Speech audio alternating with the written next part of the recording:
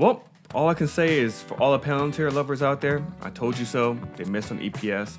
Revenue guidance was pretty good. But like I said, the stock is going down to $5 to $6. And today, I actually bought 10 shares. What's up, everyone? My name is Mark. Thank you for stopping by. This is a Dummy Talk. I'm just going to go over some news real quick, as well as what's been going on in my trading journey. Well, first, let's just touch on the trading journey. I am officially down $150 in my $400 challenge account. As you guys recall, I started a $400 challenge account in Webull, which, by the way, I hate that platform. I only did it because I was challenged to use it, and because basically the cost to trade options is significantly lower. I think I was told it was 12 cents versus TD Ameritrade, which a round trip is around $1.40. But I tell you this, I prefer to go back to the platforms I'm familiar with, which is TD Ameritrade, Thinkorswim. So I'm going to transfer my $400. Well, it's no longer $400. It's $311. The reason why I lost $150 is because I actually built the account up just to burn it all during last week's terrible week. Literally, you shouldn't trade during FOMC. And the thing is, what makes me mad is the fact that I tell people this all the time. Don't trade on FOMC. Don't trade on FOMC. And here I am as a trader trading on FOMC. And what happened? I got burned. In fact, I actually got burned a lot worse, but luckily I had a nice little Apple put that offset it, because I also tried to do a vertical option spread. First time ever. Clearly, I don't understand vertical option spreads because I don't think I did it right, and I lost money, but that put really worked out in my favor. As for my challenge account on my Dummy Talks, I always post how much money I made or lost on that first little, screen where I have like the overlays and everything. Also, it informs you on the new interviews that I dropped or the weekly podcast I'm on and stuff like that. So anyways, let's get to some real news. Facebook, yes, everybody's favorite Dahmer in the tech world.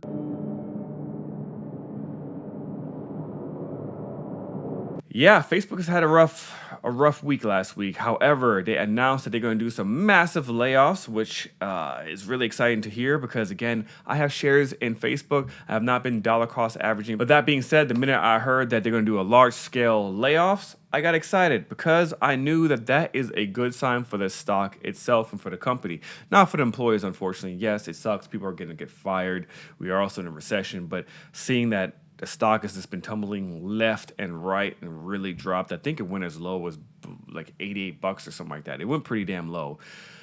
So I knew the minute that happened that Mark was probably going to start laying off people. So it was finally announced. And yes, of course, the stock is now up 6% as I'm shooting this video, which is good news for me because I happen to also put a call in. Yes, for January 2023, I have a call to try to offset the losses that I've made on Facebook. Now, I made this call, or I took this trade, this call option last week, and I held it, yes. And this one, I just got to hold through it because I was expecting kind of like a Snap reaction. Remember when Snap just completely plummeted like 20% and the next day it came back like 15% or something? So I'm expecting that with Facebook. That's the reason why I end up getting into it. Also, there's a lot of people out there who are like FOMO, and they're FOMOing all over Facebook right now because it's so cheap. But again, they're going to have a hard path moving forward for a couple more quarters until they become profitable with this metaverse stuff.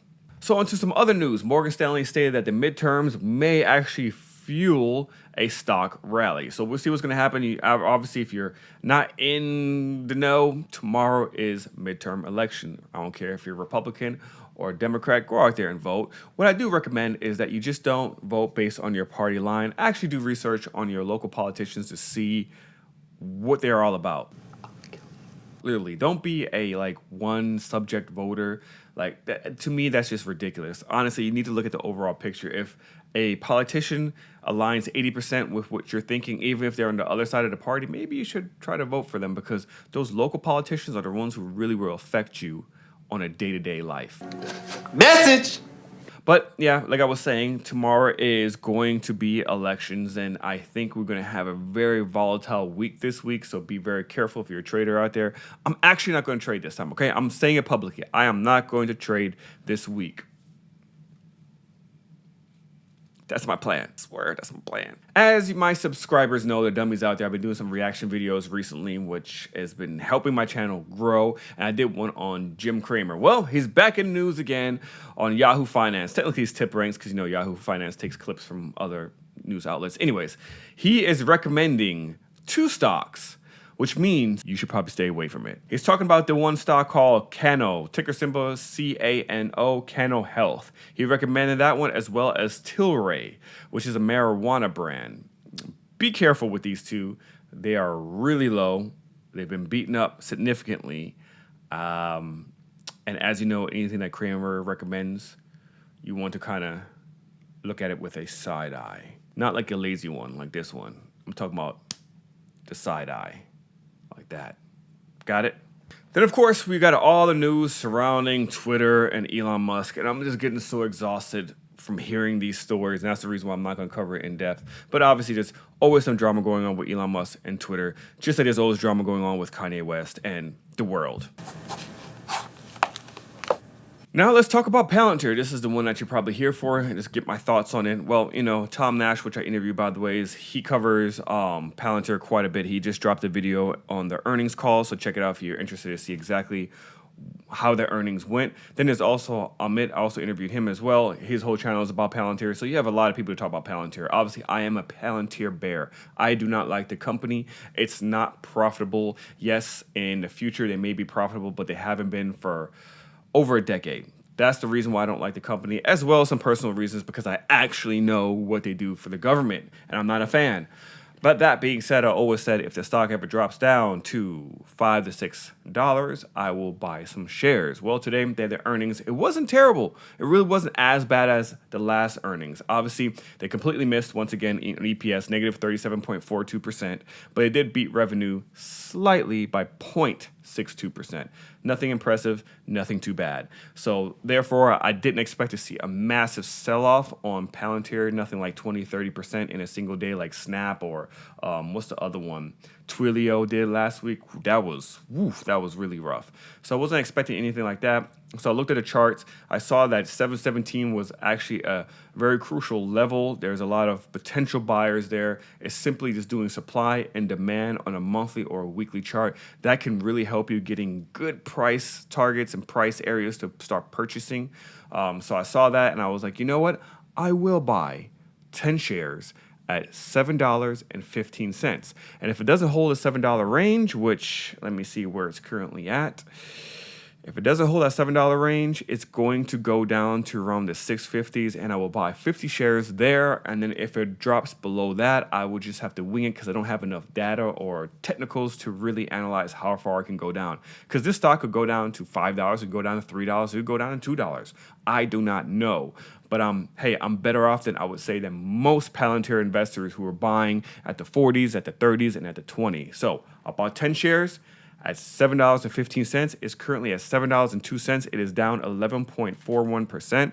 And like I said, if it does not hold the $7 range, it is going to go back down and retest probably the 52-week low, which was $6.44. And like I said, at $6.50, I am going to buy 50 more shares. My goal is to get to 100 shares. Why? Why would you do that if you don't believe in a company, you think it's a trash company? Because I am a trader, and I'm going to trade this. I'm going to do cover calls for it as long as I can, make as much money as I can, keep rolling the cover calls. You're not going to make a lot of money doing the cover calls. I'm just going to be real with you.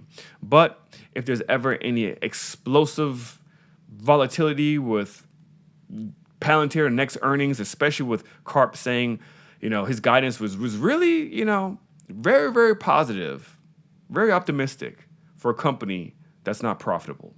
Again, I know you can say they have cash flow, they have no debt, and all this other stuff. Yes, I know all the bull cases. But regardless, I feel like a lot of the bulls sometimes completely ignore the bear case, and therefore, I don't care what you think when it comes to that.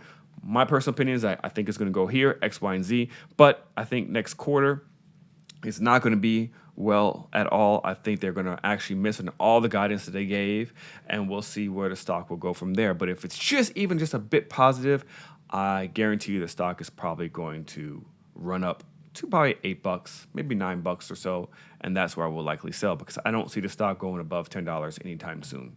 Again, that's just me. I am a Palantir bear, but we shall see. I seem to have been pretty right on Palantir for the past year and a half. Literally, I've been saying that this stock is way overvalued at $40, at $30, at $20, at $15, at $10, at $8. Now I'm saying this, where it's at currently, it's an okay price to start nibbling. $6.50-ish is the ideal location to start buying, in my opinion.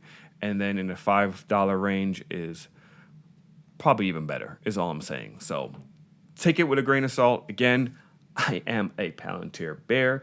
Everyone will comment below and say, you don't know what you're talking about. You know nothing about Palantir. Trust me when I say I know what they do for the government. That's all I got to say. That's all I really need to know. And the fact that they haven't been profitable for many years. And I also know how the contracts work when they end up acquiring these great deals, like the $2.3 million here and $3 million here for the government. I know what ends up happening with that money. So that's just me. Once again, who am I? Maybe I'm just Cap, right? That's what everyone always says. Cap, cap, cap. So, look at that. See? Palantir is now at $6.99 as I'm recording this. So again, $6.50 is where I think it will probably go if it does not hold the $7 by the end of the day. Until next time, y'all, let me know.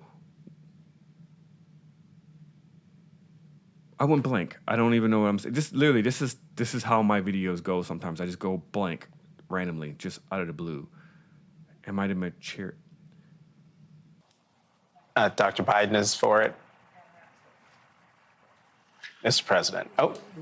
Comment below. Let me know what your thoughts are on Palantir and the market this week, especially with midterms coming up. Do you think we're going to have this rally like Morgan Stanley is saying, or do you think the markets can completely collapse? Also, I would like to know, what do you think? Do you think we're going to have this blue wave or this red wave? Me personally, I really think people are underestimating how angry this country currently is, and I see a red wave coming because I don't think a lot of people are aligning with the Democrats on some of their ideology when it comes to a lot of things these days. So we'll see what happens. Until then, y'all, peace out. And if you happen to have any videos you would like me to react to, please DM me on IG and I will watch them and react to them. Peace out.